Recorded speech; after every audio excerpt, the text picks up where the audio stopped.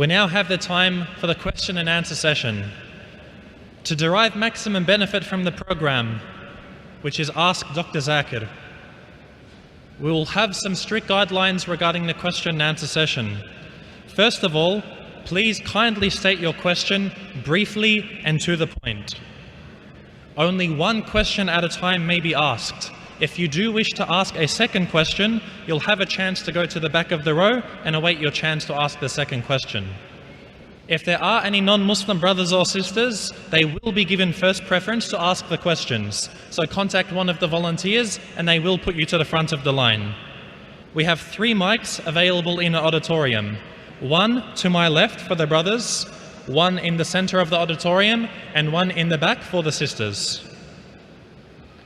Lastly, we kindly request that you state your name and your profession before putting forth your question. So once we're ready, we will have the first question from the front mic from the brothers. Good evening to everyone. I am a security guard by profession from Central Africa, Cameroon. I have been leading people to go to the washroom and to go to the prayer room also. And then this little boy, he came and I led him to the washroom. And he now said he wants to discuss something with me. When I opened up to him, he tried to convince me to become a Muslim. That is good for me. And I asked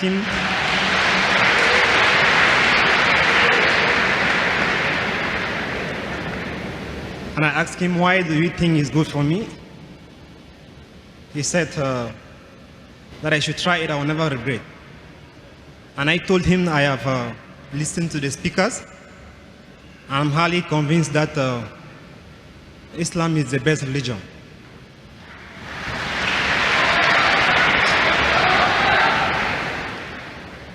So I want to become a Muslim. MashaAllah. The brother was asked by a young Muslim, and that gives an example, MashaAllah, that age is never a barrier. And I know that more than 50% of you may not have spoken to a non-Muslim, and this young boy, I think his age may be 6 years, 7 years? 12 years, MashaAllah. 12 years, not even in his teens, has convinced our brother here, MashaAllah, from Cameroon. Brother, are you accepting Islam out of your free will? Do you want to accept Islam out of your free will? Yes, sir. Is anyone forcing you? No one is forcing me, sir. MashaAllah. It's out of your free will. Do you believe that there is one God? Yes, there's only one God, sir. Do you believe that Prophet Muhammad is the last and final messenger? Yes. Inshallah. So I'll just say in Arabic and you can repeat that, inshallah. Ashhadu. Ashhadu. Allah. Allah. Ilaha. Ilaha. Illallah. Illallah. Wa ashhadu. Wa ashhadu. Anna. Anna. Muhammadan. Muhammadan. Abduhu. Abduhu. Wa rasuluhu. Wa rasul. I bear witness. I bear witness. That. There is no God. There is no God. But Allah. But Allah. And. Prophet Muhammad. Prophet Muhammad. Is. His messenger and servant. His messenger. And servant. And servant. MashaAllah. MashaAllah. You're a Muslim, MashaAllah. May Allah reward you. And I pray to Allah subhanahu wa ta'ala that may He guide you. And I pray to Allah subhanahu wa ta'ala, may He grant you Jannah. And I pray also that may that youngster, MashaAllah. And I request the brothers that whenever you meet a new Muslim, be kind to him, be patient with him, and whatever help they require, inshallah. And there are many organizations here in Dubai. If you require any information regarding Islam, you're most welcome to contact them. Jazakallah, brother. We'll have the next question from the sisters' mic. Assalamu alaikum, Sheikh. There's a sister here who was convinced and she also wants to make her shahada. MashaAllah, I thought it was the question and answer session turned into a shahada session. Yes. Sister, what's your name? My name is Eddie from Philippines. Are you convinced about Islam, sister? Yes, I am. Is anyone forcing you to accept Islam or it's of a free will? No, it's my free will. Do you believe there is one God? Yes, I do believe. Do you believe that Prophet Muhammad is a messenger of God? Yes, I do believe. Inshallah. I'll say in Arabic and you can repeat, sister. Inshallah. Ashhadu Ashhadu Allah Allah ilaha ilaha illallah illallah wa ashhadu wa ashhadu anna anna Muhammadan Muhammadan abduhu abduhu wa rasuluhu. wa rasuluh. I bear witness I bear witness that that there is no God there is no God but Allah, but Allah, and Prophet Muhammad and Prophet Muhammad is is the messenger the messenger and servant of Allah. and The servant of Allah. the Prophet Allah. MashaAllah. Sister, you have become a Muslim, alhamdulillah. And I pray to Allah subhanahu wa ta'ala that may He grant you Jannah. And if you have any queries, any question about Islam, you're most free to ask the local organization, or you can go to our website www.irf.net, and surely you can contact the local people here for having more knowledge of Islam. You can read the books, and I pray to Allah subhanahu wa ta'ala to guide you and to grant you Jannah. Congratulations, sister. We'll have the next question from the brothers' mic in the center. My name is Rajesh. I work for an IT company. First, I would like to say Assalamu alaikum.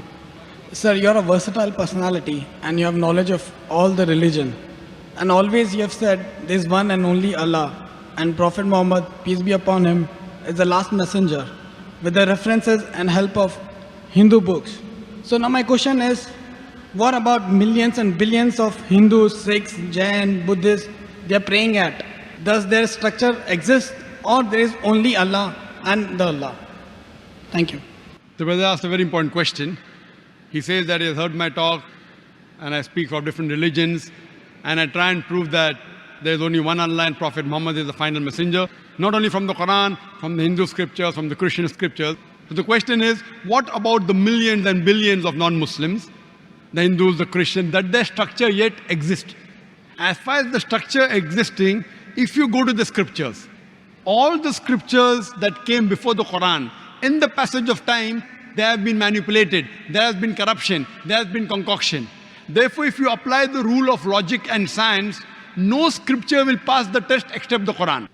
But the beauty of all this is that even though the scriptures of the other religions have been changed, whether it be the Vedas, whether it be Ramayana, whether it be Mahabharata, whether it be Bhagavad Gita, whether it be the Bible, whether it be Dhammapad, what we realize that even in the changed form, even in the corrupted form, there are remnants.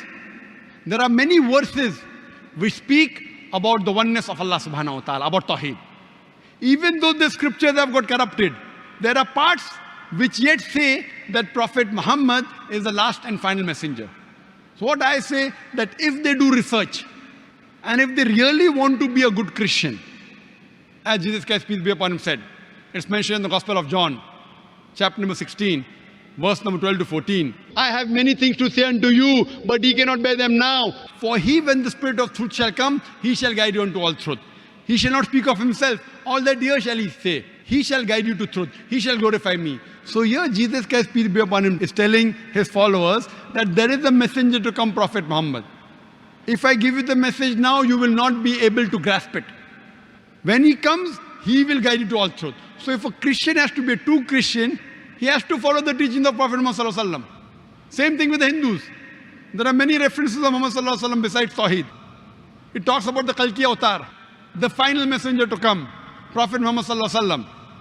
So if you have to be a good practicing Hindu, it's mentioned in Kalki Purana, chapter number 2, verse number 5, verse number 7, verse number 9, verse number 15, that the Kalki Avatar has been described, that his father's name is Vishnu Yas, that the servant of Allah, Abdullah. Mother's name is Sumati, which means peace and serenity, that's Amina. He'll be born in the village by the name of Sambala, peaceful village, that's Makkah. He'll be born in a family of the chieftains of the village of Makkah.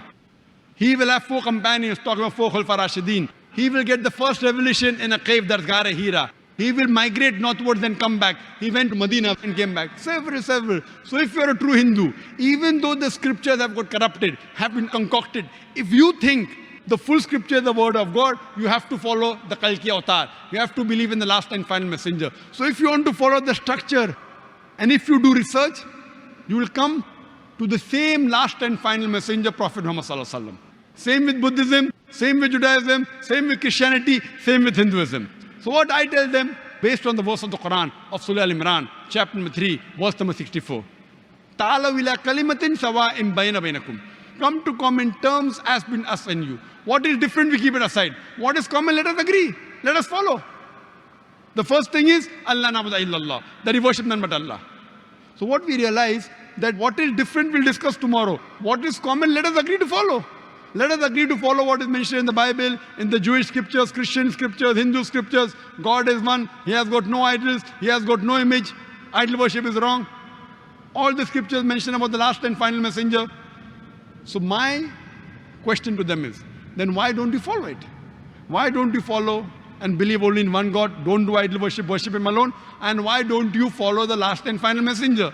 And my question to you, brother, is, if you're a Hindu, I think you're a Hindu. Okay? So why don't you follow your scripture which says that there's only one God? It says, Natasya Pratima Asti. Svetasvatara Upanishad, chapter number 4, verse number 19. In Yajurved, chapter 32, verse number 3. Natasya Pratima Asti. Of that God there is no Pratima. Pratima means Almighty God has got no image, has got no photograph, has got no painting, has got no portrait, has got no statue, has got no sculpture, has got no idol. I'm asking you, do you believe in one God? Do you believe? I do. Do you believe idol worship is wrong? No. So why don't you follow your Veda? I tell you one thing. It's not necessary you need an idol or you need a picture or you need a light, you know. Idol is just created so you can focus, you know. It's for few people, those who cannot focus, for them, I mean, there is an idol so that you can focus properly. Correct. This is what is said to me by the Pandits. They tell me, Dr. Zakir Naik, we have read the scripture, we agree with you totally. Idol worship is wrong. But what happened? Those who are initial, toddlers, in the early stage of life, you require idol to concentrate. When you reach higher consciousness, no idol is required. I tell them, we Muslims have reached the higher consciousness. We don't require idol. This is the explanation given to you by a Pandit, not by a scripture. It is by a Pandit. I tell them, isn't it mentioned idol worship is wrong? He says, we know. It is like my son, when he goes to second standard, the basics of maths is 2 plus 2 is 4. He says, son, 2 plus 2 is 5. You continue reading that. When you reach standard 10th, I will tell you 2 plus 2 is 4. I'll be the biggest fool. Because 2 plus 2 is equal to 4 is the basic equation of maths. God has got no idol, is the basic thing of God. How can you teach the basics wrong in the lower classes and higher classes? This is told to you by your Pandits and your scholars, not by your scripture. So I'm asking you, do you want to follow your scripture or do you want to follow your Pandit? I want to follow my scripture. Correct. So scripture says, Almighty God has got no image, has got no idol. So do you yet believe in idol worship? No. Fine. So you used to believe, now you have stopped. Excuse me. I said the idol is meant for the few people who cannot concentrate. I didn't say that I believe in. So that means you want to diminish God? For example, brother, I am asking you a question. Yes, you sir. are helping someone. What's your name? Rajesh. Rajesh. You are helping someone, maybe in Sri Lanka. Every month, you send him maybe 20,000 rupees, maybe 2,000 dirham for his education. He doesn't know who this Rajesh is. He says, who's this Rajesh? I don't know. So what does he do? He takes a cockroach and every day in the morning he says, Rajesh, thank you. Rajesh, thank you. Will you like it? No. Will you like it? No. Arey, but he doesn't know how Rajesh looks. So he's making a cockroach out of Rajesh. You will tell him, if you don't know how I look, at least take my name, it is sufficient. Why are you making a cockroach out of me? Now God is so powerful, you want to make God into that small idol. If the idol falls, the idol breaks. The idol can't help himself. What will the idol help you? So what we say, don't belittle God. Don't abuse God. If you don't know how he looks, only take his name. Why do you have to insult God? If he only says, Rajesh, thank you, without making a cockroach, you will be more happy. And compared to you and us, we are human beings. God is, you cannot compare God. You cannot say he's million times more powerful. He is unlimited. You cannot compare God and human being. So how can you make God into an image and restrict him to an idol, it's insulting God. That's what the scriptures say, that he has got no pratima. You can give him attributes, but don't give him an image. Hindu scripture says that, Christian scripture says that, Quran says that. So now do you agree that even for concentration, making idol of God is wrong? Could be. Could be, not yet sure. Not yet sure, huh? Your scripture says don't make, your Pandit says make. So do you want to follow your Pandit or your scripture? The scriptures. And I'm giving you reference. I'm quoting in Sanskrit. If you don't know Sanskrit, open a dictionary, Pratima, you ask your Pandit. There's a person, joker-looking person wearing a cap and a coat and a tie. He is quoting scripture. Is it right? If you can't find the book, you can go to our center in Bombay IRF. We have all these scriptures. So I'm trying to get you closer to your scripture. So now you convinced that idol worship is wrong. See, my question was, what about millions and billions of people who are following Hinduism and Jainism, Brother, Buddhism? billions of Does billions. that exist or not? Okay, I agree with your thing. We should not do idol worship. But my question is, what about millions and billions? They have sentiments. They follow so much. So does that structure exist or it doesn't exist? The structure exists, but it is wrong structure. The structure what So they you think- mean to say everybody should follow Allah? everyone should follow the Creator. See, But then why don't you say mention Allah. only Allah? Why Because- can't we say God? Why can't we preach very- more about peace, love, Very- humanity? Very good. Why don't Rather I, than we talk about Hinduism. why don't I say God? I'll come to it. We'll come one by one. One question at a time, no problem. My plane is early in the morning, so I can stay. Why not call God? You know why? Because God can be played around with. Allah cannot be played. If you add S to God, it becomes God's. There's nothing like plural Allah. Qul huwallahu ahad. Says Allah one and only. If I add D-E-S-S to God, it becomes goddess, female God. There's nothing like male Allah, female Allah. You cannot play mischief with the Arabic word Allah. You can play mischief with the English word God. If I add father to God, becomes Godfather. He's my Godfather, he's my guardian. There's nothing like Allah Abba or Allah Father in Islam. If you add mother to God, becomes Godmother. There's nothing like Allah Ammi or Allah Mother in Islam. Allah is a pure Arabic word. You cannot play mischief. Same way, Khuda. You can have Khudadar. Ishwar becomes Parmeshwar. All these words can be played around with. You show any other word which cannot be played around, I will use it, no problem. You should not go against the definition of Allah subhanahu wa ta'ala. I'm saying in Arabic, but when I speak to non-Muslims, I sometimes use God, knowing very well that God is not the appropriate translation of Allah. But while translating even in Shahada, I'm using the word God, knowing very well it is not the correct definition. You are talking about, what about the millions and billions of people? Do they have the structure right? Brother, millions will come later on. I am bothered about you first. I am bothered about Rajesh. The million people, God will tell me when you met Rajesh. Why didn't you speak to Rajesh? Million people will come to later on, whether right or wrong. Fine, I am asking you, brother. I am bothered about you. I am concerned about you because I love you. Thank you, thank you. So I love you, therefore I am asking, are you convinced idol worship is wrong? Yeah, I did say yes. Yes, very good. Are you convinced that the last and final messenger is Prophet Muhammad, peace be upon him, according to your scripture? I don't have much knowledge, whatever. I listen more to you. I've read about your book. You listen more to me than your scriptures. No. I've read many scholars. I hear them, their cassettes, their videos. So I'm a little confused, I don't know whom to believe, whom not to believe. But there are millions and billions of people, So I don't know whether, I'm born in Hindu family. So it's very difficult to, to transform or to convert or to change. But I was just confused, because you always have seen that with examples of Gita and our books, you try to prove that there is Allah and there is Prophet Muhammad, peace be upon him. So I was just confused. What about us then? What we are praying at? Are we praying wrong way or what? Or we just have to, follow you, what you say? Don't follow what I'm saying, follow what God is saying. In your scripture, there's something like Shashtang. You know Shashtang? Shashtang in Sanskrit means 8 parts of the body. So the right way to pray in Hinduism is touching the 8 parts of your body. In Islam, our beloved Prophet ﷺ said that when you do sujood, you touch your forehead, you touch your nose, you touch your 2 hands, your 2 knees, and the 2 feet. 8 parts. In your Hindu scripture also, the real way to pray is Shashtang, touching the 8 parts of your body. Don't get confused. I am giving you from your scripture. I want to remove your confusion. I am asking when your Pandits speak, tell them, go and check up. Don't just follow me blindly. You say you listen to my speeches, you feel the speeches are logical. So when it is logical, when you go to school, teacher tells you 2 plus 2 is 4, she convinces you agree. So, sir, when both the books are saying same, both the religions are saying the same.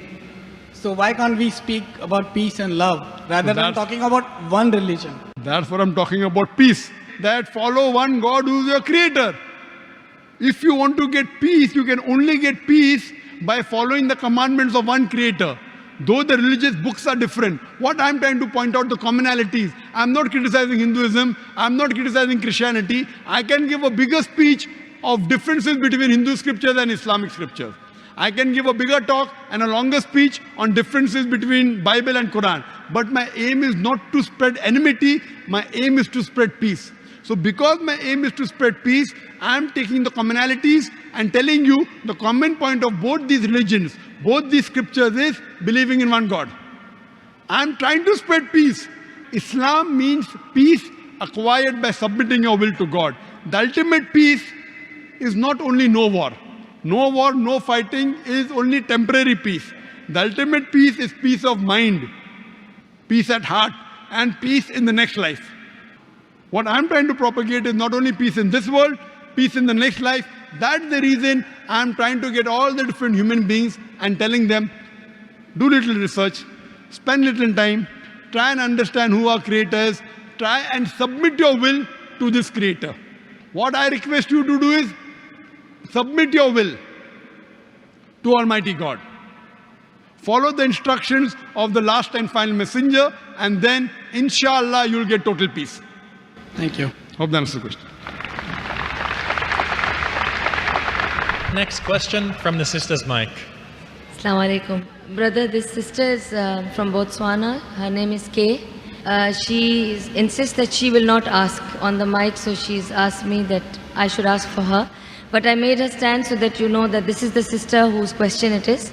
She wants to know, why do Muslim men rarely smile? Is it prohibited in Quran to smile? Only men.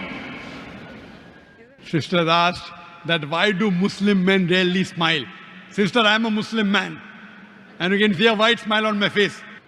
MashaAllah, I can see many men out here. I can't see the ladies. So I cannot tell ladies are smiling or not now. At least the men in front of me, most of them are smiling, MashaAllah. Maybe the picture they see on the television, on BBC and CNN, a Muslim with gun, wearing a turban, terrorist. So maybe she's seeing too many, maybe movies of Hollywood, or maybe Bollywood, or maybe watching these channels. But MashaAllah, see here I'm giving a religious talk. I'm smiling, and hope you can see on the screen. And even the Muslim men, MashaAllah, here are smiling. So it is a misconception that if you're religious, then you can't enjoy life. If you're religious, you can enjoy life, but enjoy it according to the commandments of our Creator.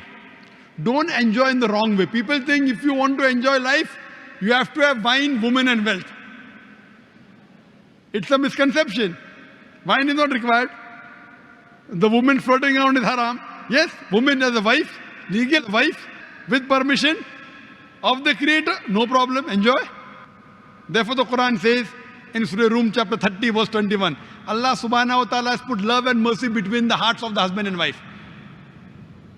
Wealth also, you enjoy wealth in the right way.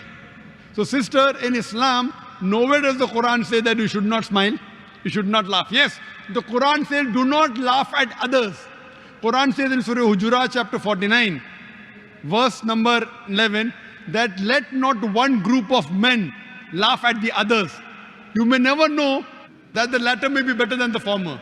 Don't let one group of women laugh at the other. You may never know that the latter may be better than the former. So laughing and mocking at others is haram, it's prohibited. But laughing with others is permitted. So don't laugh at others, laugh with others. Hope that answers the question. And you should not joke at others. If it's for a reason which is legitimate, no problem. Hope that answers the question, sister. The next question from the brother's mic on my left. Hi, my name is Rahul.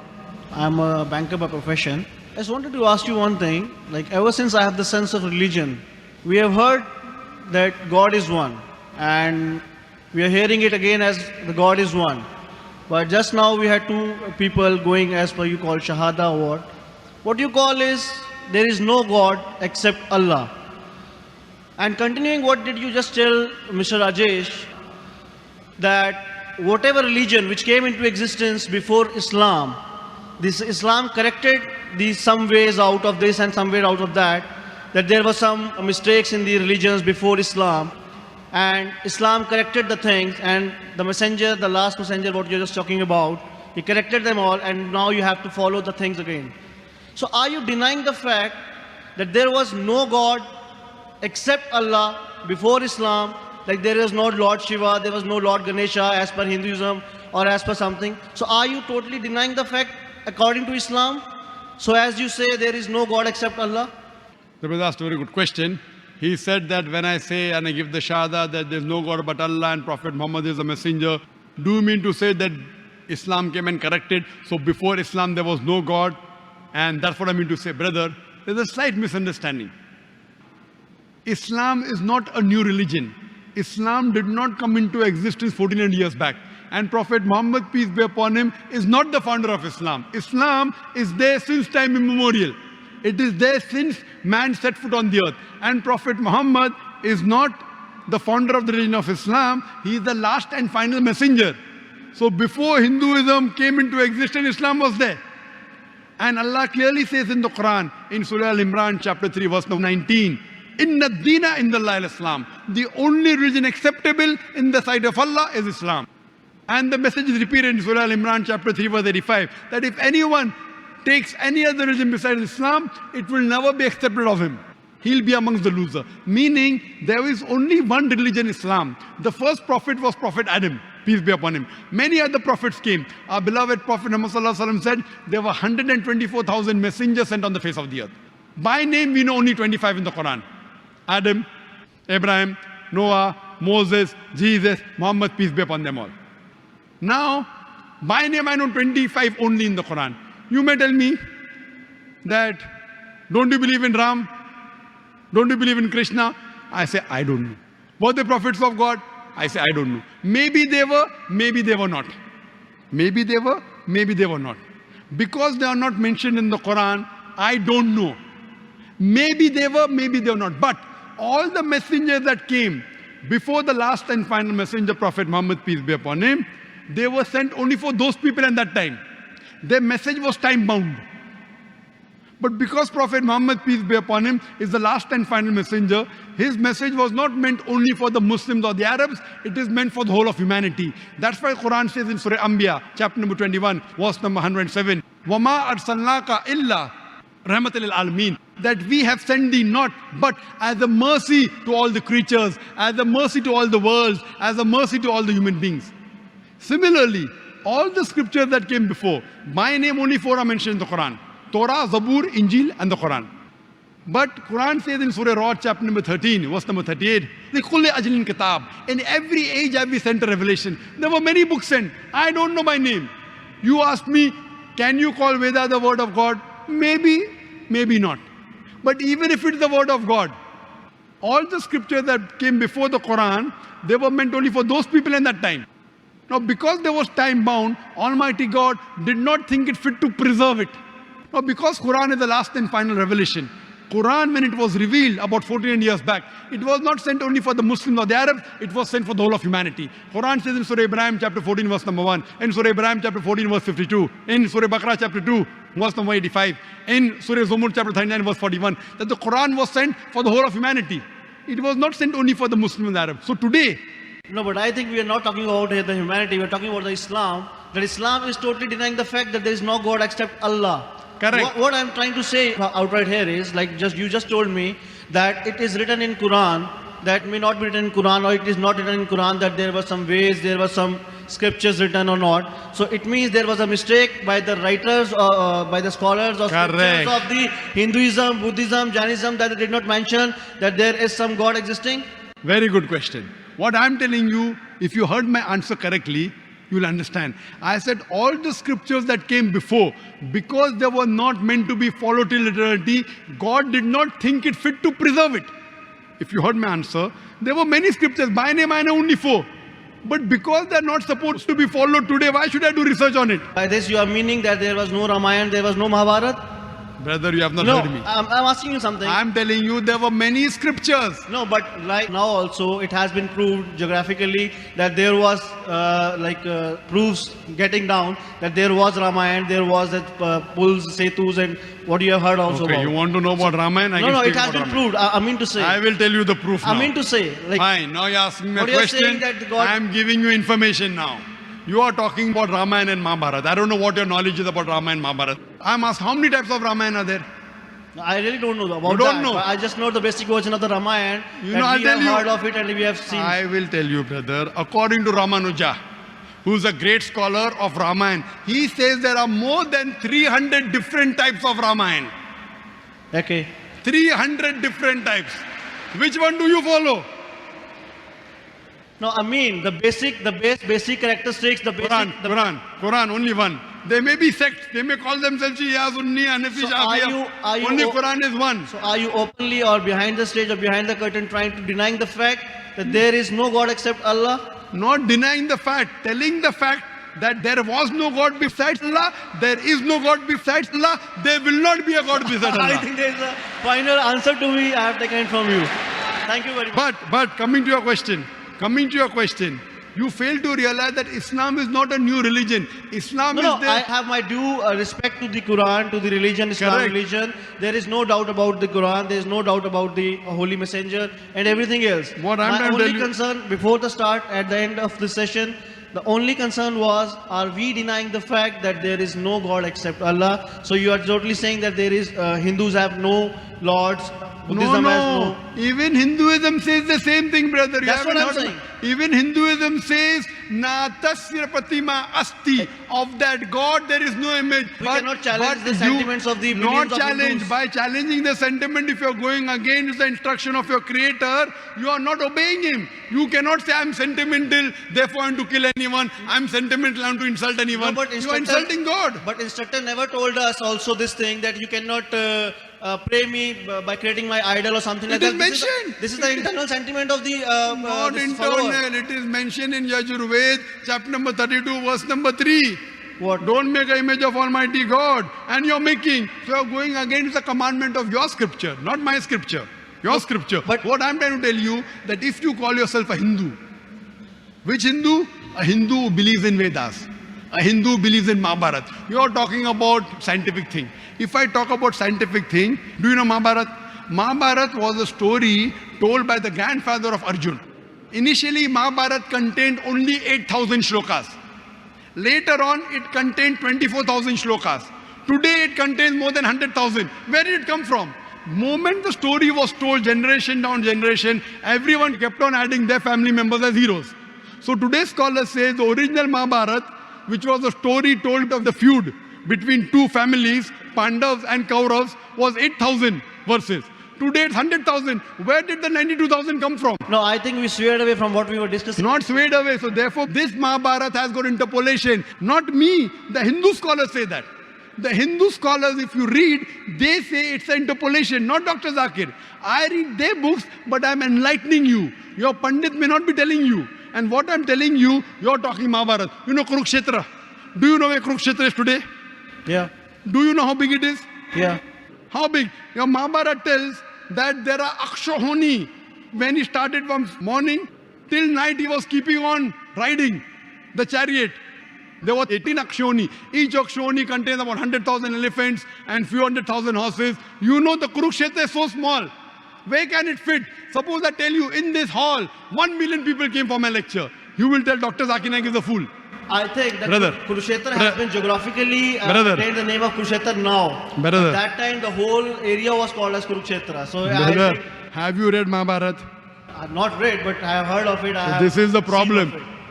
You have heard, I have read. I am giving you reference. I am a person who's a medical doctor. I am telling you, brother, you have diabetes, don't touch sugar. But I've heard somewhere having sugar is good for diabetes. I said, brother. No, I was giving you answer for what just you said, that 1 million horses cannot be bounded in this small arena or whatever. I said... Not horses. Not horses. Audience. Horses don't come to listen to my lecture. I'm sorry everybody else otherwise. You are calling the audience horses. No. My answer was to you like that time. The Kurukshetra was not defined as an area. It was defined. It is defined in the Mahabharata. The area is defined. The boundaries are given. Today, if you find out, not bound, even in the scriptures.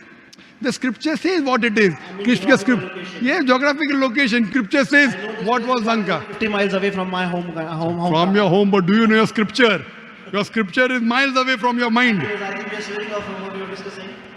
Not swaying, I'm telling you scientifically, if you do research, you come to know there is so much of concoction, there's so much of interpolation. I'm not here to criticize the scripture. Now, because you're talking about scientific proof and logic, I'm coming to that. No, that's what I'm saying. The more you speak about science... Discussing, my only concern was, like, if you also believe that before Islam there were scriptures, there were God mentioned in it, there was everything mentioned in it, then why are we denying it today that there is no God except Allah? My question to you is, Islam is there since time memorial. So where is the question of before Islam? No. Before Islam, there were no human being. When human being came, Islam was there. So where is the question of saying before Islam? I think this is So your knowledge of Islam is less. You may think Islam came into existence 1400 years back. You know Hinduism, Hindu scriptures, the scholars say, majority say, Hindu scriptures came into existence 4,000 years back. Islam did not come 4,000 years back. Islam is there since time immemorial. We don't know how many years, millions and millions of years.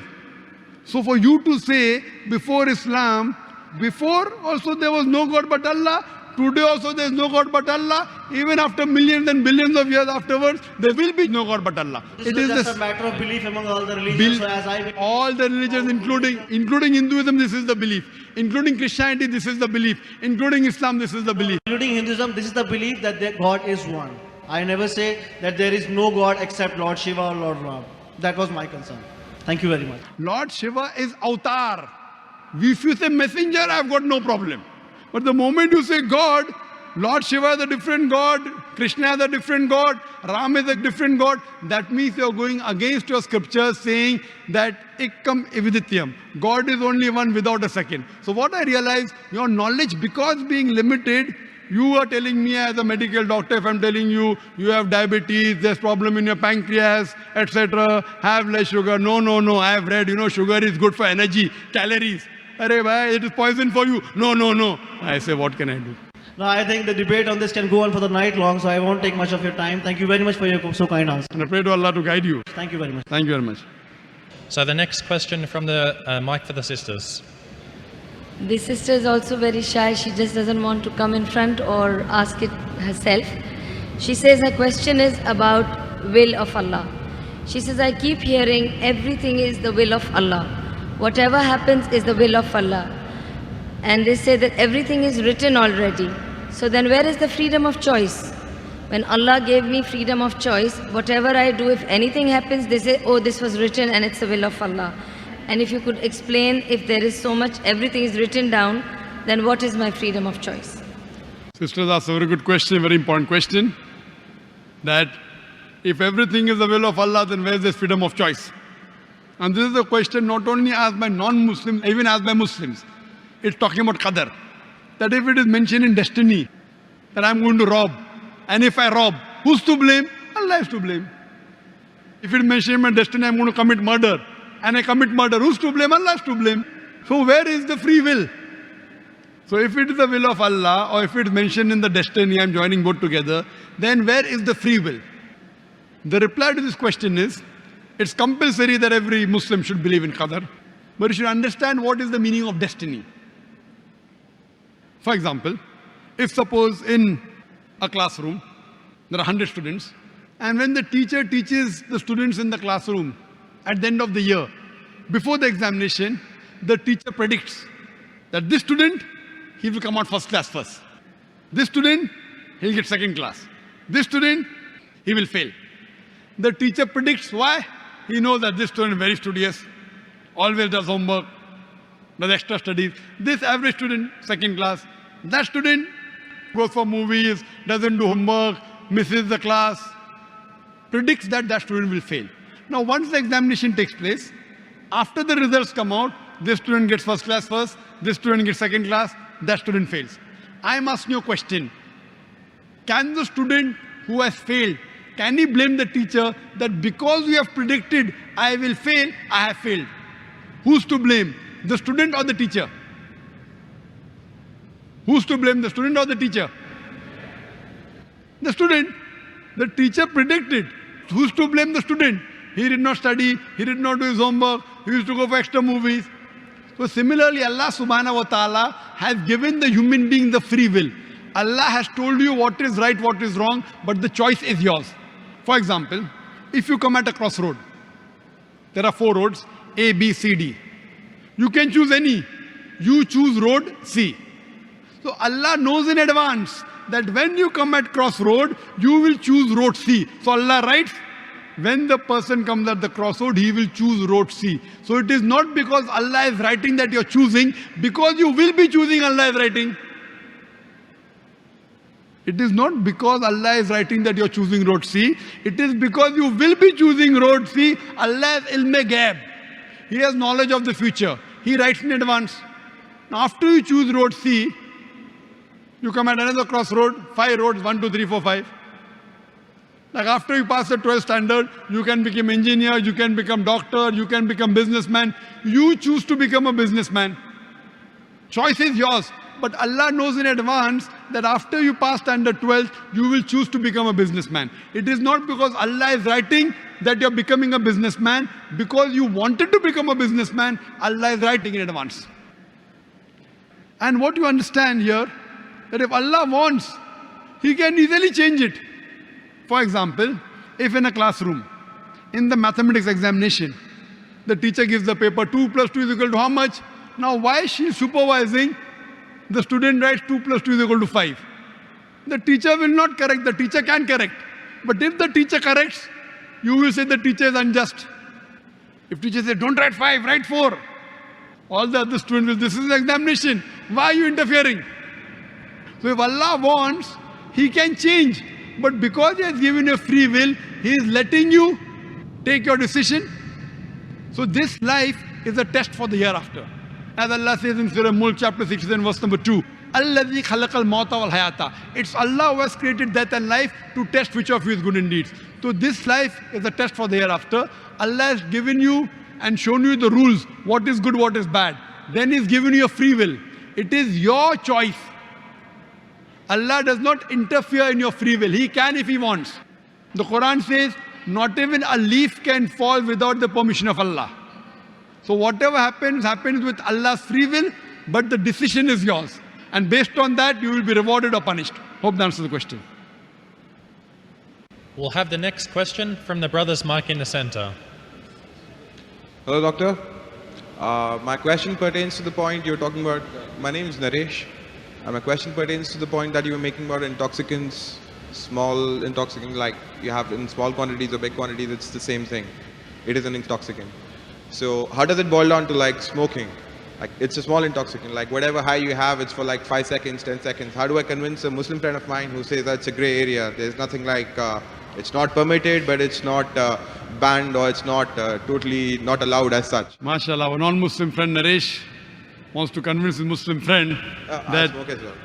as far as smoking is concerned, he said what intoxicates in large quantity is prohibited in small quantity. That's the hadith of beloved Prophet Muhammad Sallallahu Alaihi Wasallam. Sunan Ibn Majah, volume number 4 in the book of intoxication. Book number 30, hadith number 3392. But this, as far as smoking is concerned, all type of smoking is not intoxicants. But I know ganja, charas is intoxicant. So that falls in the intoxicants. But if it is not intoxicating, previously there was a fatwa amongst the shuyukhs.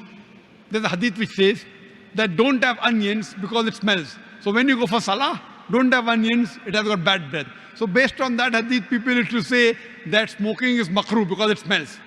Because of lack of knowledge of science. Today, we have come to know that tobacco, in any form, smoking, chewing, etc., is the second largest cause of death. The first largest cause of death is alcoholism. Several millions of people die every year. It is the single largest cause of death.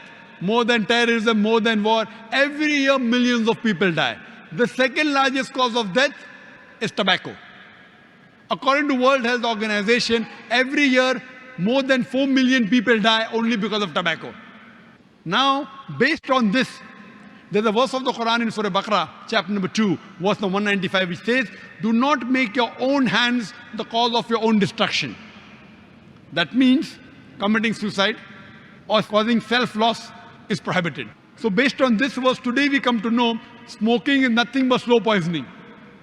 So based on this verse today, there are more than 400 different fatwas from different parts of the world that smoking is haram.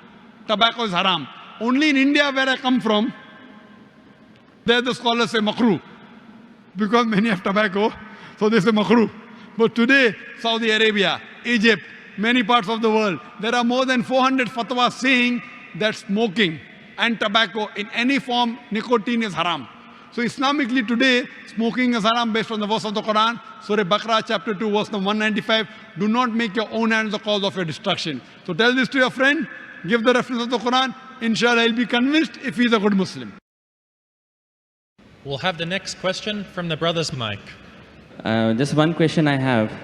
You told me, we heard about that the Vedas say that don't make any images of the God. Yeah. Whoever worships anything which has been created throws himself in darkness, right? The difference between Bhagwan and Allah is that Allah says that if you worship anyone apart from me, I will punish you forever and ever, and I will not spare you of this sin. But nowhere in Hinduism's books would you see that Bhagwan is saying, okay, if you worship anything apart from me, you will be put in Narak, which is the Hindi word for hell, forever and ever. Now why I'm saying that to you is, the concept of God in Islam, Christianity and Judaism is the same in which he feels bad if anyone worships anything else apart from him. But the concept of the other side of the religions, which is Hinduism, Buddhism, or those sides, the concept of God there, I think, is more, the God of those religions is more large-hearted, because he doesn't say to you that I'm going to put you in hell if you don't worship me. Although I understand that it is wrong to worship idols, it is wrong to worship created things. But I do feel that because that, I somehow feel that, you know, Kulhu Allahu Ahad, Allahu Samad, Lam Yalid wa Lam Yulad. Basically, God, there is nothing like him, right? So why in the Quran or the Bible or the Jews' scripture, we are attributing a human feeling to God that, let us say, my father gives me everything, he gives me all the money, and I give that money to the poor people, right? Now, one day, if I forget my father, yeah, so my father will feel bad. But this is the human nature. God is more large-hearted than that. Even if I don't worship him, he should have no problems. You know, he should not put me to hell, because that's egoistic. Egoism is a part of human nature, not of God, is what I feel, according to my understanding. Brother Rahul is an old friend of mine, mashallah. Whenever I come to Dubai, no question answer session goes without him asking a question. He's following me since many years. When I came in 2005, when I came last year, and yesterday night, we had a good session for a couple of hours. And though he didn't mention his name, he's Rahul, mashallah. And we pray that may Allah guide him. Inshallah, may Allah give hidayah. And he asked very good questions. Always difficult questions, very good questions. I like it. It's a challenge for me. He asked me new question. I like challenges. And always I say he asked a good question. This is one of my last questions, sir. One of my last Last question before you accept Islam. One of my last questions. Before you accept Islam. Clarify this. It just struck me. Actually, He told me he will not accept Islam in public, so I don't know problem. No, it's okay. Will you clarify me on this? I'll clarify with you. And I won't ask you to accept Islam in public. We have done that yesterday. Sir, Islam is a glorious religion, and it's given me a lot of peace, and I can say many good things about it, but please clarify. And you told, I'll clarify. You told me you have spent more time studying Islam than what you spend time in getting your degree of engineering. It is right. That's Yes. right. And I enjoyed more. Therefore, I enjoy your questions also. The brother asked a very good question, very attacking, very tricky, difficult question, that he understands that all the religions, Christianity, Islam, Hinduism, say there's no God except one God, don't make images, don't make idols. But Islam goes a step further. He will forgive any other sin except the sin of shirk. Surah Nisa chapter 4 verse 48, Surah Nisa chapter 4 verse 116. But in Hinduism, nowhere does it say that if you do shirk, Allah will not forgive you. Before I ask you a question about large-heartedness, nowhere does the Quran say that if you commit a murder, Allah will not forgive you. Brother, nowhere does the Quran say that if you commit murder, Allah will not forgive you. Does it mean that I will go and commit murder? Brother. Repeat again, sorry? Nowhere does the Quran say that if you commit murder, though it is the second largest sin in Islam, in the major sins, number 2 is committing murder of an innocent human being. Yes. After shirk is murder. Though the Quran says in Surah Ma'idah chapter 5 verse 32, that if anyone kills any innocent human being, unless it be for murder or for creating corruption in the land, it is as though you have killed the whole of humanity. But nowhere does the Quran say that if you commit murder, Allah will not forgive you. Allah will never forgive you. Does it mean that I will go and commit murder? No. Yeah, enough. Same way, when the Vedas don't mention that if you don't do shirk, Allah will not forgive you, you should not do shirk. I understand. Very good. You are understanding person. I'll come to the large-hearted one afterwards. I haven't answered your full question. I've only answered the first part of your first question. I'll come to your large-heartedness afterwards.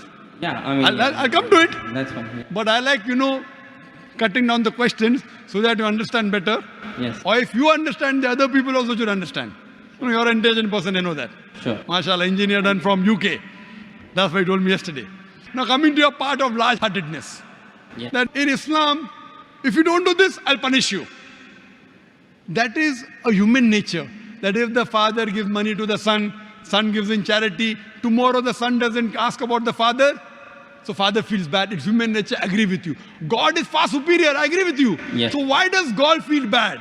Yes. Very good question, very intelligent question. Inshallah, you will get convinced. I won't ask you to accept Islam in public. Sure. That we have done that yesterday. Yes. The Quran says, Allah subhanahu wa ta'ala does not require you, you require him. Now coming to the question. Now I'm making your question more easy. Why we have to say Allahu Akbar, Allah is the greatest? Allah asks you to say Allahu Akbar, Allah is the greatest. Tomorrow if you don't say Allah is the greatest, do you think Allah will become less? No. No, yeah. Whether you say or not, Allah is already the greatest. Irrespective whether you say or not, it will make no difference, not even an iota of difference. He is already the greatest. He will remain irrespective whether you say or not. Why does he ask you to say that is the question. The question is, Allah subhanahu wa ta'ala knows the human psychology. For example, your mother has a heart attack. And now, you have heard of a very famous heart specialist in the world. If you know he's famous, he will give you some advice for your mother. Another person who's unknown, he comes and gives you advice. Whose advice will you follow? Repeat again, sorry. If your mother has a heart attack, Yeah. there's the person who you know is the most famous heart specialist in the world. I would follow the advice of the specialist. Why? Because you know he's number one, he's most famous. So the reason Allah asks you to praise him is not for his benefit, it's for your benefit. Because the moment you praise Allah, you will follow his advice. Agreed. By following his advice, Allah will not benefit, you will benefit. Yes. By the doctor giving advice to you, he will not benefit. Yes, you may give him fees so that way he'll benefit. You aren't giving any fees to Allah. Yes. So Allah doesn't benefit anything. But the moment you praise him, it is human. When you say Allah is the most wise, Allah is the greatest, Allah is the most merciful, most wise, he gives advice, I'll follow. Most greatest, I'll follow him. Most merciful, I'll follow him. So you say all these praises not to benefit him, to benefit yourself. Agreed. Yes. So when you worship him, it does not benefit him, it benefits you. Yes. When you follow the advice of the doctor, it will benefit if you give him fees. Yes. Yes. You don't give any fees to Allah. Yes. It benefits you. Yes. So same way, Allah is large-hearted. By punishing you, do you think he will benefit? No. By punishing, he becomes. Coming to it, brother Rahul. Yeah. Let yeah. me complete my answer. Sure. Yeah.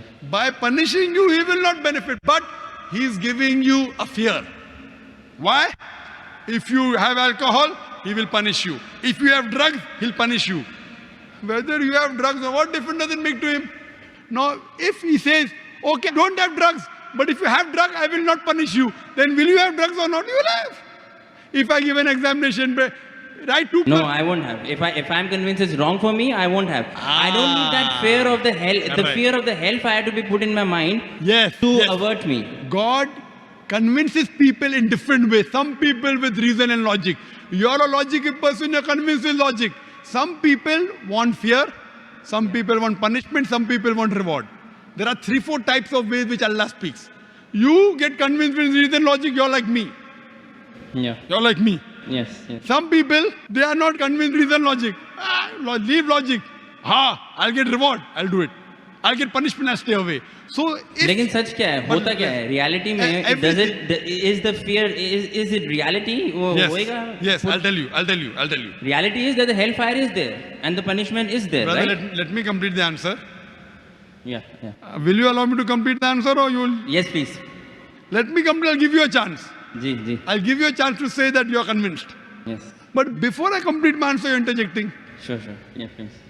After I complete, I'll give you a chance and ask you. Sure, yeah. Now, there's a teacher taking an examination. 2 plus 2 is how much? 4. Convinced?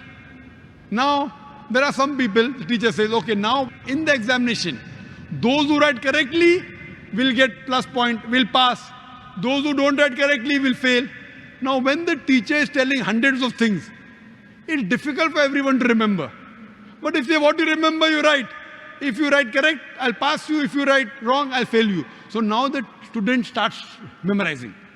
He starts like you passed to engineering. You are afraid of failing. Yes. If you wouldn't have studied, you would have failed. So if teacher says, no problem, even if you write wrong, I will give you part degree. Will you study? No. Though you're logical, you understand Boyle's law, you understand trigonometry, you understand chemistry, but to remember, you have to stay awake, you have to slog. Teacher says, no problem, you understood? You write in the examination, right or wrong, 2 plus 2 is 3, I will pass you. Will you study? Well, it depends. I won't, but probably someone who is more sensible I'm would asking study you. to learn some knowledge. Correct. If the teacher says, now your aim is to get the degree, Yeah. once you understand, if you fail, you won't get the degree. Yeah. So here Almighty God speaks logically. Some people logically doesn't make a difference whether hellfire is there or heaven is there. Other people, you do it, you get a reward. Like when you speak to your child, sometimes you speak logically, sometimes you say, I'll give you a chocolate. Yes. Sometimes, ek lafa marunga. Yeah. I will give you 1 slap. Yeah. So this is what God knows the psychology of the human being. He's our creator. Sometimes logic, sometimes reasoning, sometimes reward, sometimes punishment. But once he says he has to follow, he can't lie. Once he says, he has to follow. So he's trying to convince you, suppose your son. Yeah. I know you're not married. Yeah. I know you're not married. Inshallah, one day when you get married, and if your son, Yes. inshallah, I'll marry a Muslim, inshallah. Yes. Inshallah. So your son, when you have a son, Yeah. 5 years old, he wants to jump from 10th floor. You say, my son, don't jump, you'll die. I want to jump. You will die. No problem, I want to jump. 1 slap you will give him, right or wrong? Yes. You will tell him, I'll slap you. Yes. Yet if he wants to jump, you will slap him. A Yes. father is cruel to be kind. Is your intention to hurt him?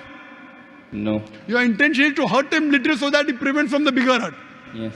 So here if he says, no, I'm only acting. Maybe for little time you will think, I'll punish you and you don't punish him. But if he wants to jump, you will not wait till he jumps. You will give him one tight slap. So same way God here, he tells you this is good, this is bad, this is reward, this is punishment. And once he says something, he's honest. In Islam, God is the most kind. He wants the human being to improve. The other God, okay, no problem. Even if you write wrong, I'll pass you. What kind of a teacher is this?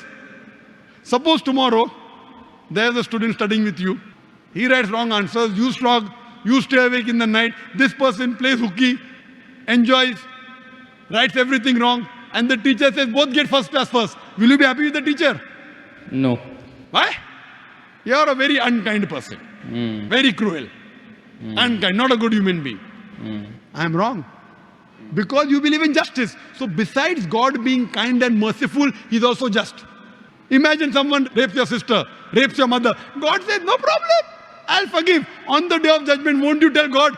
Why No, did you not that's punish? okay. No, that's okay. I'm talking about Wait, God being egoistic on his own He's self. not egoistic at all. No, but he's saying It if you makes- do shirk, then I will put you in hellfire forever and ever. I'm not saying that he should not punish wrong deeds. But he is putting on his own self that if you associate partners with me, along with worshipping me, if you worship someone else, even then I will not forgive you. That's the right thing. That's Because egoism. If the doctor says, Yes. if suppose the heart specialist tells your mother, see, this is a good thing, have only this medicine, nothing else. Someone else says, okay, have this medicine also.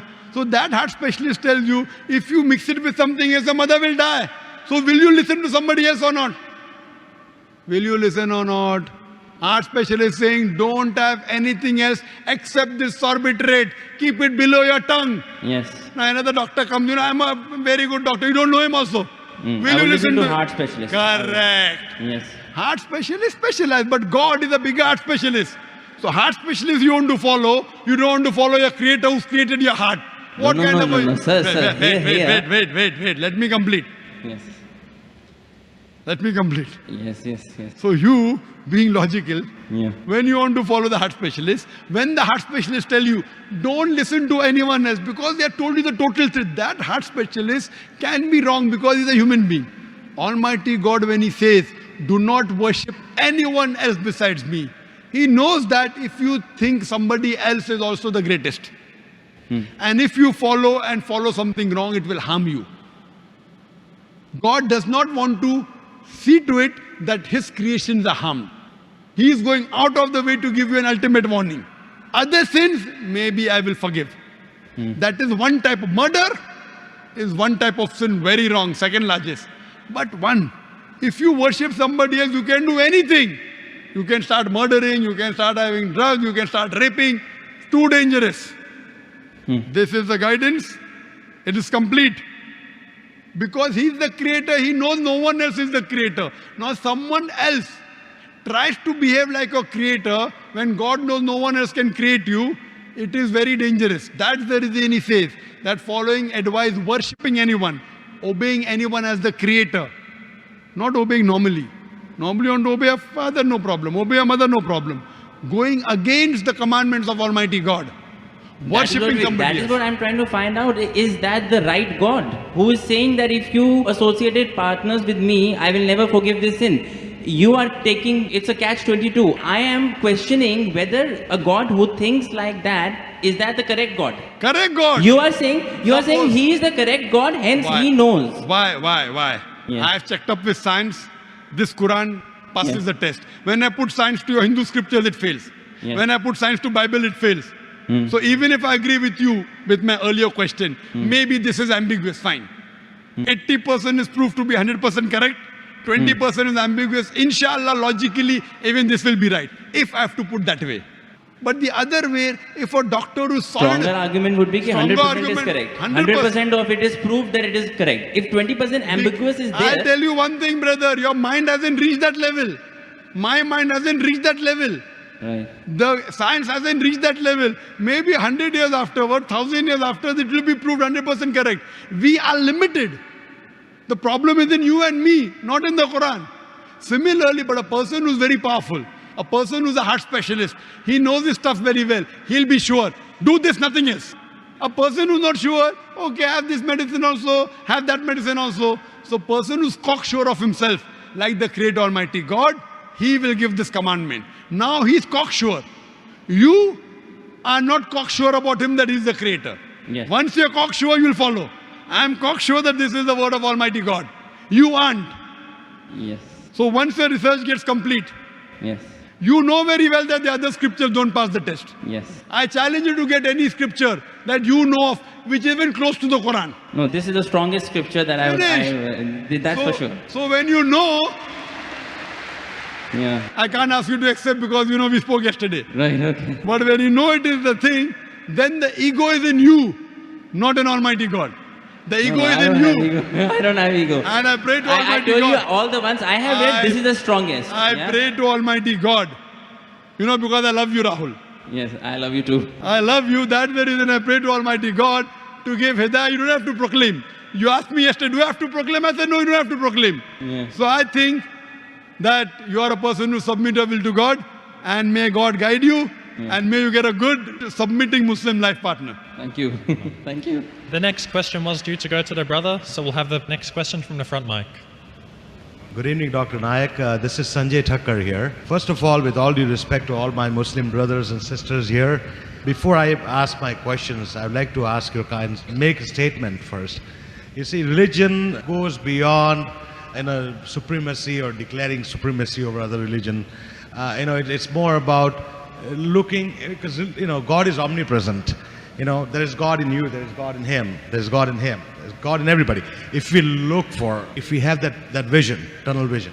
Having said that, religion is more about tolerance, peace, love, and humility and humanity. Having said that, I beg to differ about your last statements proclaiming that the other scriptures have failed the test.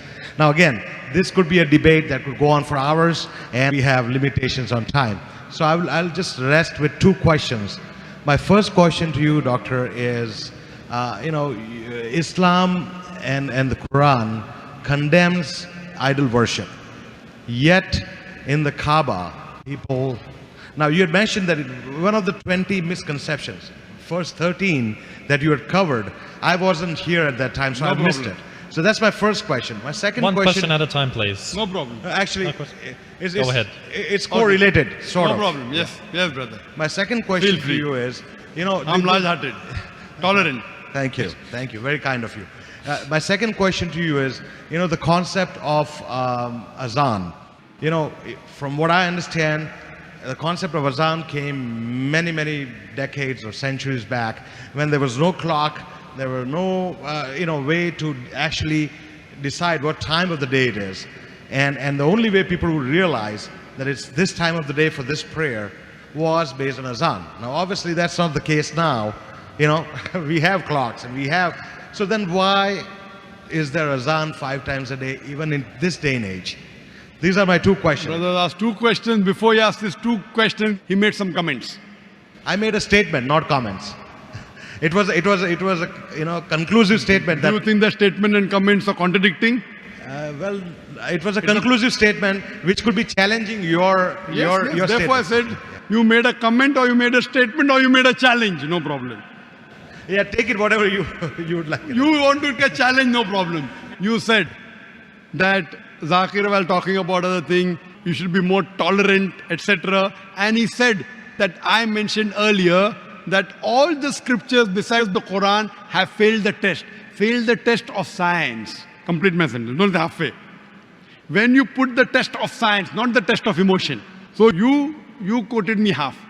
I said if you put all the other scriptures the test of scientific facts, all the scriptures have failed except the Quran. You told me we can have a debate for us together. I'm not here. I can rattle off verses from the Vedas and from the Hindu scripture which aren't scientific. I don't want to do it.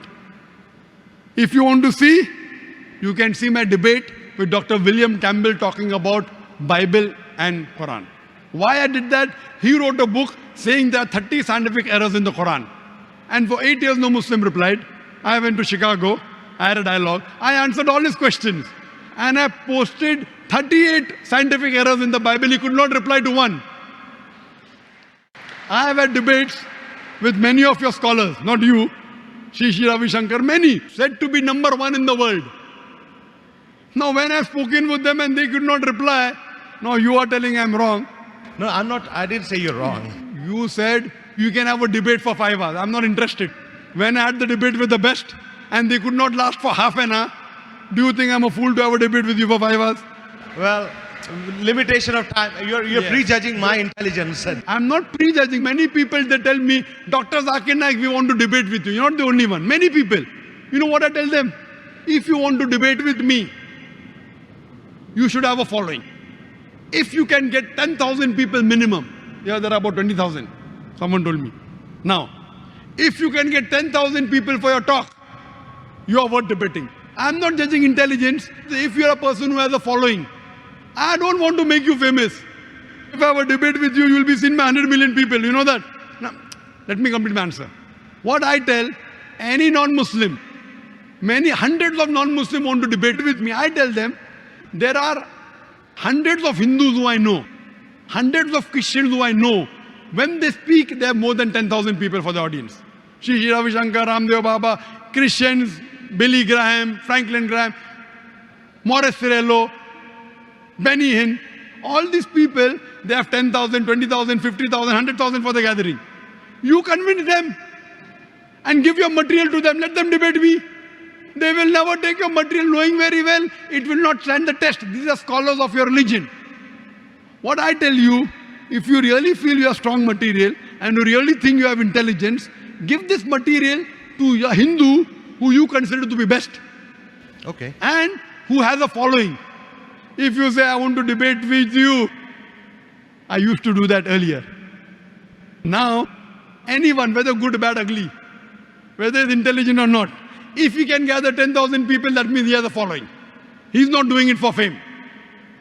And then we will have a public dialogue. For you, you can have a dialogue with my student. When you're coming to Bombay, tell me. I have got hundreds of students. Fair enough. Many. Fair enough. You know, we have students in our school. We have many people. And they love it. So the list goes, you want to debate? Come to Bombay. Give me the time. 1, 2, 3, 4. We have many. Fair enough. Huh? May I have the answers to my questions? I'm coming. Thank you. But because you made a challenge before, the challenge is more important than the answer. The answers I've already given many times. I'll come to it. So this is your assumption. This is what I say. I'm not here to criticize it unless someone forces me to. That I said because Rahul was arguing so much. That's why I said. Otherwise, in my talk, I'm not here to criticize any religion. Thank you. I'm That's very what I wanted to tolerant. hear. That's what I wanted to hear from you. Because see, religion is beyond criticism. It's beyond... But you have to call a spade a spade. If you say, why is the teacher saying 2 plus 2 is 3 is wrong? That teacher criticizes. He's not criticizing. If someone is forcing, no, I'm right. 2 plus 2 is 3. 2 plus 2 is 3. You see, just because somebody else's perspective does not agree with yours, because he's following a different religion or sect, No religion. 2 plus 2 does not is... mean that that person is wrong. 2 plus 2 is equal to 4 is a universal fact. Now someone comes from the village and tells me 2 plus 2 is 3. मैं प्यार से बोलूँगा. I'll tell him with love. But yes, if he insists, I said, no brother, it's enough. So because I'm in this field, alhamdulillah, I'm not here to criticize, but someone forces me to criticize. Okay, give me one example of unscientific thing. I can give you. I don't want to hurt the other Hindus. I want to win them over. And Allah says in the Quran, in Surah Fussilat, chapter 41, verse number 34, that you get them closer with love. Win your enemy, don't defeat them. So all these people, I'm winning them over. I'm not defeating them. Neither do I want to defeat you, I want to win you, brother. Well, I guess one would Inshallah, I will win you with your 2 answers. One way to win somebody is through humility. And you have reached that stage where, you know, as a person grows larger than life, yes, he becomes more humble. Correct. For you to say that I would not challenge you, I mean, you No, know. but once you reach a stage, if that is causing loss, Allah also says, I'll put you in hell. He is much higher than me. Infinite time. But that does not mean it should go against the message. Humility doesn't mean that me being humble to you, I'm giving a wrong signal to millions of people. Then it will be injustice. I can't be humble. Okay, 2 plus 2 is 3. Very good, son. Other 1,000 people will start calculating 2 plus 2 is 3 because Zakir has said. That's not humility, that is injustice, dishonesty. Right? Now coming to your questions. Thank you. The first question the brother asked is, which he said it comes in the first 13. It was the 11th most common question or misconception in the mind of the non-Muslim, that if Islam is against idol worship, why do you bow down to the Kaaba when you offer salah? No Muslim ever worships the Kaaba when you offer salah. Kaaba is the Qibla. It's the direction. We Muslims, we believe in unity. Now when we offer salah, suppose you want to offer salah here.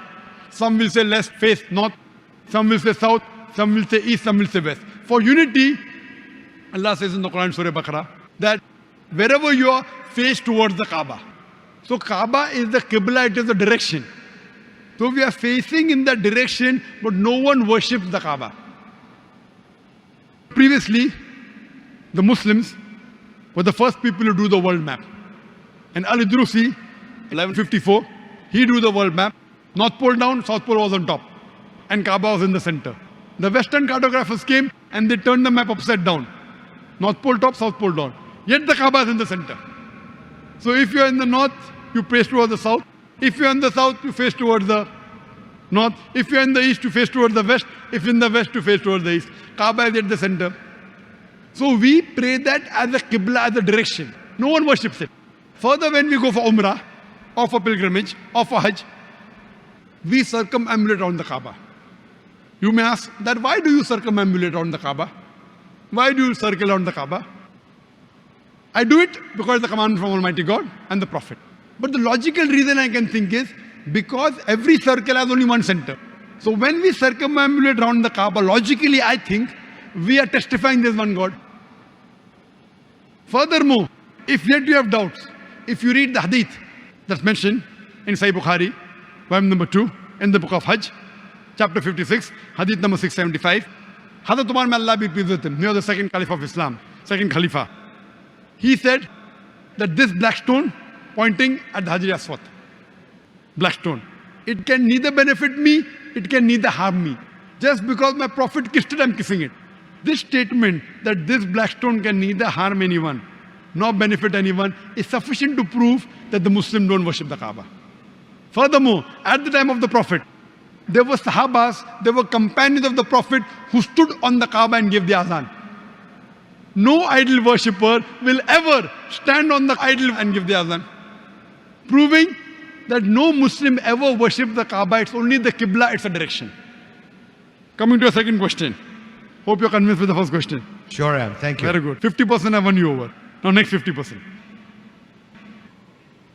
Your second question was, decades earlier, centuries earlier, there was no clock, no way to keep time. So we could justify that giving azan was right. Now everything is there, clock is there, time is there. So why do we have to give the azan? Very good question. The reason we give the azan is for many things. One thing is to tell everyone it is time. You tell me one thing. Everyone has the watch during examination.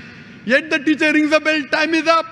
So you tell the school teacher, why are you ringing the bell that the period is up? Everyone has a watch. To tell everyone, finish, time is up, next period.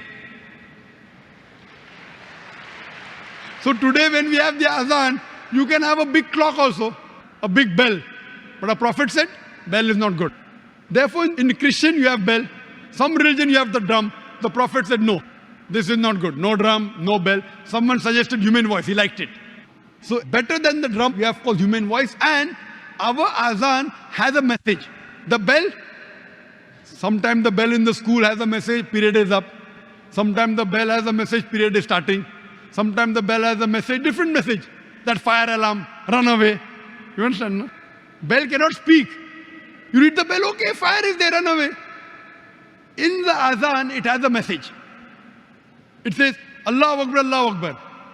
Allah is the greatest. God is the greatest, 4 times. Ashhadu an la ilaha illallah wa ashhadu anna Muhammadan Rasulullah. That I bear witness there is no God but Allah. He's calling out. I bear witness there is no God but Allah, and Prophet Muhammad is the messenger of Allah. Hayya salah, hayya salah. Come to salah, come to salah. Hayya falah, hayya falah. Come to success, come to success. He's giving you a message. God is the greatest, God is the greatest, God is the greatest, God is the greatest, 4 times. There is no God but Allah. Prophet Muhammad is the messenger, giving you a message that your messenger, Prophet Muhammad, you don't have to worship him. He is only a messenger. He is the servant of God. 5 times we are reminded in the azan. Prophet Muhammad is the messenger of Allah. He is not Allah. Come to salah, come to prayers, come to prayers, come to success, come to success. Allahu Akbar, Allahu Akbar. Allah is the greatest, Allah is the greatest. So it's a message telling you it is time for prayer. At the same time testifying there's one God. It is a message. And the beauty of it is that whichever part of the world you go, it's only in Arabic. So if you have in French, if you go to France, you don't understand French. You say, what is the person shouting? Is he abusing me? So throughout the world you have in Arabic. Even if I don't know Arabic, at least I know the translation of the azan. So it is a reminder. In the morning salah, another reminder. It says, As-salatu khairum minan nawm. Prayer is better than sleep. As-salatu khairum minan nawm. Prayer, now when you hear, prayer is better than sleep, so you get up. With the ghanta, I put the snooze on. You know snooze? Another 10 minutes. Another snooze, 10 minutes. Here, As-salatu khairum minan nawm. Only for the morning's azan. Prayer is better than sleep. So here it's a message. Even though you have watched, you don't keep on watching. So now, because we pray in congregation, our beloved Prophet Muhammad said, there are no less than 3 hadith in Sahih Bukhari, which says that you get 25 times, 27 times more sawab when you pray in congregation. So the azan is reminding you that the congregation is going to start. So you know once the azan is given, within 20 minutes, the congregation will start. So you get ready, you do your wudu, you do your ablution, and you go to the mosque. If it is not there, and many people don't know what is the time, it keeps on changing. I will not know what's the time for sunset today. Do you know, brother? Do you know the time for morning sunrise in Dubai? It changes every day. So what is it now, you know? Not after. Most of the people here will have rough idea. So, though you are a scientific person, you have a watch. If the adhan is there, now it is time, I'll go for prayer. So even in the age of science and technology, it's a reminder. And besides the reminder, it's giving you a message. It's calling you towards the truth, it's calling you towards success. So that's the reason, even 100 years, 1,000 years back, it was correct. Even today, it is correct. And even tomorrow, it will be correct. Hope this convinces you. Thank you kindly. So at least in these questions, I won you over. Yes, you have. Thank Inshallah. And I pray to God to guide you and to guide me also. Thank you. The next question from the sister's mic. Yes, my question is, as a Muslim wife, I know my duty is not to serve my husband's parents. But if his mother is living with us and she is heart patient and when he's not around, what is my duty as a Muslimah? Sisters asked the question, I know it is not the duty of a Muslim woman to serve the parents of the husband. But if my mother-in-law is sick and if I take care of her, what is the ruling? Sister, you have a misunderstanding. Where does the Quran say that you cannot serve the parents of your husband? Where does the Quran say that? Is there any verse in the Quran? Is there any hadith that says the Prophet said that don't serve the parents of your husband? Where does it say that? This is a misconception. What you have to realize that there are many duties. It may not be awwal fard for you to serve, but serving the parents of your husband is very good, alhamdulillah. And if your husband says you have to serve, you have to serve. What is the harm? You will get sawab. So there's no question saying that as a Muslimah you should not serve the parents. In fact, if you serve, you will be a very good wife. And inshallah your husband would be kinder to you and you will earn more sawab. So if your mother-in-law is sick, inshallah my advice to you is serve her, take care of her. Inshallah that will earn you many sawab. Maybe it will be one of the important parts of you to go to Jannah. As long as your husband and your mother-in-law do not tell you to do anything against Quran and Sunnah, obey your husband, take care of them. Inshallah that will be one of your pathways to go to Jannah. Jazakallah, brother, because I was very confused. I thought that I was only serving her when I wanted to, and I would not serve her when I don't want to, because it was not my duty. And my husband understand, he would also never say, because he knows that it is not my duty. Jazakallah khair. Do we have any other non-Muslims before we go to the next question? We do it this mic? Okay, go ahead. Hello to you, sir. My name is Mohit and I am employed in an IT company. My question to you is, if there is a judgment day set and after the death everybody has to be taken care of by God and every of their good deeds and bad deeds are to be settled at the judgment day, so why, since the birth, a person is mad or throughout his life he or she is suffering from the disease, and after that, I mean... The brother asked a very good question, that if there is good and bad, based on that on the day of judgment, God will punish you or may reward you. So what justification it is that some people are born handicapped, some people have congenital defects, some people have heart problem. So is God unjust? Now based on this information, the Hindu scholars they came up with a new philosophy. If you realize, if you read the Vedas, Vedas speak about Punarjanam. Punar means next, Janam means birth, next birth. Even Quran speaks about next birth, next life. Quran says that God has given you life, you come in this world, He'll cause you to die, He'll resurrect you again. So Vedas says the same thing. But the Hindu scholars, they could not understand that how could God be unjust? That He makes some people born handicapped, some people wealthy, some people poor. So they came with the philosophy of birth, death, birth, death, birth, death, which is not mentioned in the Vedas. He is born handicapped because in his last birth, he sinned. He is born poor because in last birth he sinned. It is their thinking, not of the scriptures. In Islam, we come in this world once and once is sufficient. Then we are resurrected and then the day of judgment. Now coming to your basic question, what reply does Islam have? Why some people are born healthy, some people with disease, with congenital defects, some people rich, some people poor.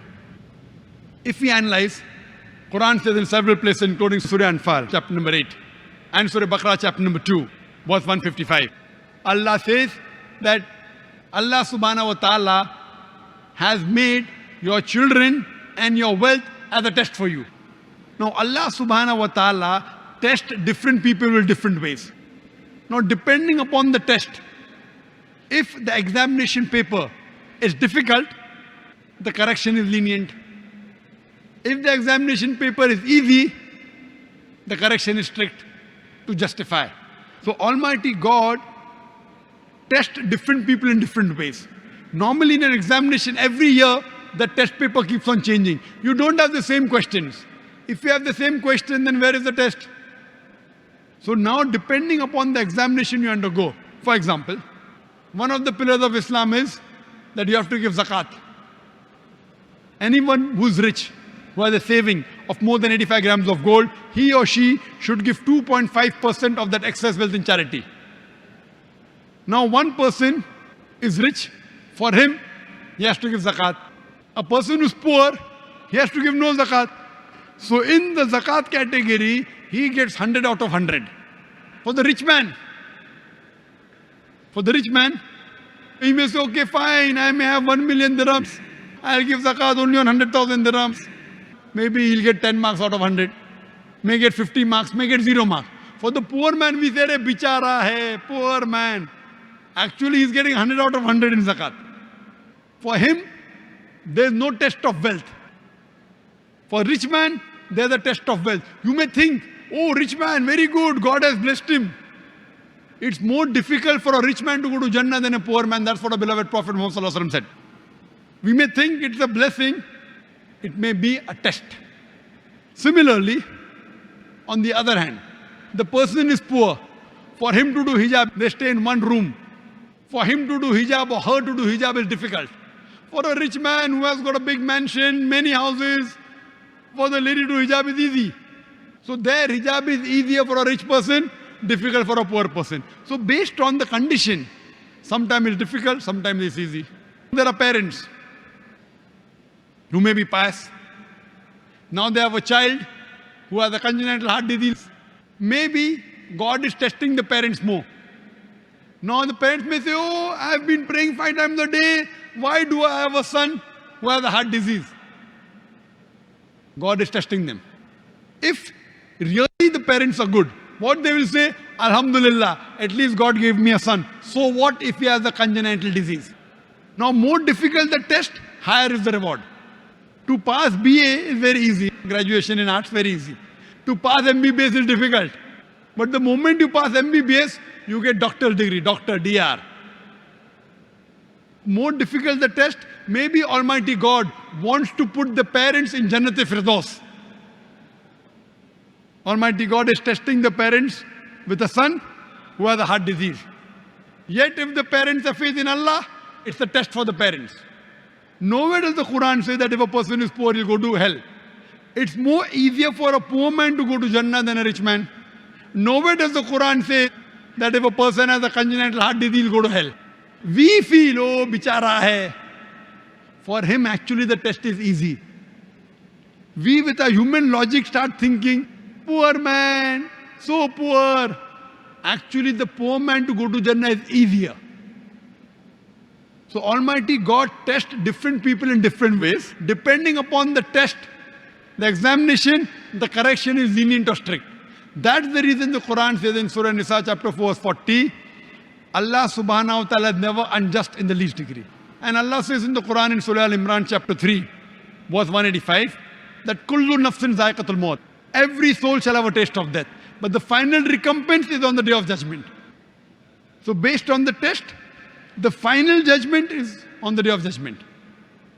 Some reward you will get in this world, some reward you will get in the hereafter. Whenever there is any calamity, it can either be a punishment or a test. If you are on the straight path, that calamity is a test for you. If you are on the wrong path, it is a punishment for you. Similarly, when you get something good in your life, it can either be a reward or a test. If you are on the straight path, that good thing is a reward for you. Or it may be a test for you. Wealth is not always a reward. It is more of a test for you. God is testing you that with this wealth, do you spend it in the way of Allah or not? So based on this, Almighty God tests different people in different ways. Some people are born rich, some in a poor family, some people are born healthy, some people are born congenital defect. Depends upon the test. He tests everyone in different ways, and the final judgment is on the day of judgment. Based on that, Allah subhanahu wa ta'ala puts the human beings in hell or heaven. Hope that answers the question. In addition, sir, to the same question, I have another. Based upon your answers only, I have one more doubt. Can I question that? Go ahead. All right, sir, you said that Allah is going to test everybody and like that. But why Allah is doing that? I mean, why God or Allah is doing that? Why He created us and for His joy or for watching us from up there and Very good question. Why we all have been created? Brother asked the question, why has He created us human being? Is He testing us? Is He enjoying using us like puppet? Very good question. That's answered in the Quran. All the other mountains, trees, they are Muslims, they have submitted their will to God. Human being is the best creation of Almighty God. The best creation, why? Because He has given us a free will. He has given human being a free will either to obey or disobey God. All the other creations, the animals, the birds, the trees, the mountains, they are Muslims. Muslims means they have submitted their will to God. Now Almighty God created a new creation which has a free will. The angels have got no free will. They always obey God. Now after a free will has been given to you, you have a choice to obey or disobey God. After a free will has been given to you, and then if you obey God, you become higher than the angels. After a free will has been given to you, and then you disobey God, you become lower. You may become like a Satan. So it's mentioned in the Quran, in Surah Ahzab, chapter number 33, verse number 72, that Almighty God asks, who wants to undergo the test? If you don't want to undergo the test, just pass. So trees, mountain, all of them said, we fear to undergo the test. The Quran says the human beings were fools who said, okay, we want to undergo the test. Now when you undergo the test, you can either become superior to the angel or you can become like a Satan. Now, if you don't undergo the test, just pass. So we human beings, all these human beings are the people who said, okay, fine, we don't want to just pass, we want to get good marks. And we are undergoing the test. This is a new creation of Almighty God. Not that He wants to enjoy. He is giving you a chance to get distinction. We were fools who said, okay, fine. So not to enjoy, to give you a chance to get distinction, not just pass. Now it is on you and me whether we follow the commandment of Almighty God or not. If you do, you will get distinction. If you don't, you won't get. Hope that answers the question. Wa akhiru da'wana alhamdulillahi rabbil alameen. Thank you. Jazakumullahu khaira. That is all the time that we do have at the question and answer session. So may Allah reward you immensely, our dear Sheikh Dr. Zakir Naik. A big thank you. Jazakallahu khaira.